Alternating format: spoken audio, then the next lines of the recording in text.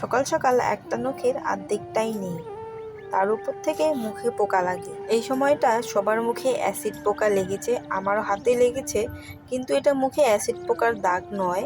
তো যাই হোক, সকালবেলা চলে এসেছি আমি রান্নাঘরে। আজকে আমি কি রান্না করব, সকালের মেনু কি রাখবো সেটা তোমাদের সঙ্গে শেয়ার করব। চলুন দেখে নেওয়া যাক আমি কি বানাচ্ছি। একটা কড়াইয়ে জল গরম করতে রেখে দিয়েছি। জলটা যখন একদম ফুটে উঠবে তখনই আমি সেখানে কতগুলো ম্যাগি ভেঙে দেব। আমি এখানে 2 রকম ম্যাগি নুডলস ইউজ করছি, তো তোমরা চাইলে 1 রকম ম্যাগি নুডলস ইউজ করতে পারো। এরপর একটু লবণ দিয়ে দিব, লবণ দিয়ে ভালো করে সেদ্ধ করে নিতে হবে।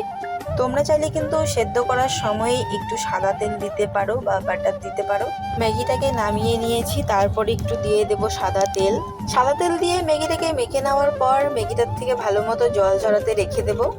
কড়াইয়ে একটু সাদা তেল দিয়ে 3টা ডিম ভালো মতো ফাটিয়ে নিয়ে ঝিরিঝিরি করে ভেজে নেব। ভালো করে ভেজে নেওয়ার পর ছোট ছোট করে কেটে রাখা সবজিগুলোকে কড়াইয়ে দিয়ে ভেজে নেব।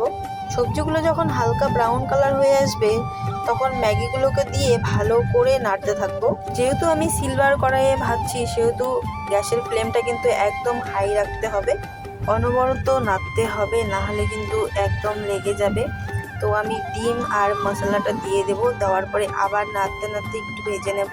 একদম কিন্তু বেশি ভাজবে না। আমার ম্যাগিটা কিন্তু রান্না হয়ে গেছে, তোমরাও কিন্তু এভাবে রান্না করতে পারো, অনেক টেস্ট হয়। আমি কিন্তু বেশিরভাগ ম্যাগি এভাবেই রান্না করি। এরপর দুপুরবেলা হয়ে গেছে, কিন্তু আমাদের বাড়িতে সেই সকাল থেকে কারেন্ট নেই, যার জন্য আমরা সবাই মিলে এখন ঘুরতে বেরিয়েছি। সাথে কিন্তু আমাদের পুজো সোনাকেও নিয়ে নিয়েছি।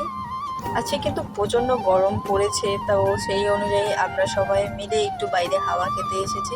আমাদের পুজো তো গাড়িতে বসলেই শুধু ও ঘুমোতে চায়, দেখো সিটের মধ্যে বসে ও শুধু ঘুমিয়ে পায়। তো আমরা একটু বাইরে ঘুরতে এসেছি, ও চারপাশটা না দেখে শুধু গাড়িতেই ঘুমাবে। তো চলুন, আমাদের ঘোরাফেরা খাওয়া দাওয়া কীরকম লাগলো অবশ্যই কিন্তু কমেন্টে জানাবেন। চলুন, টাটা, বাই বাই, ভালো থাকবেন সবাই।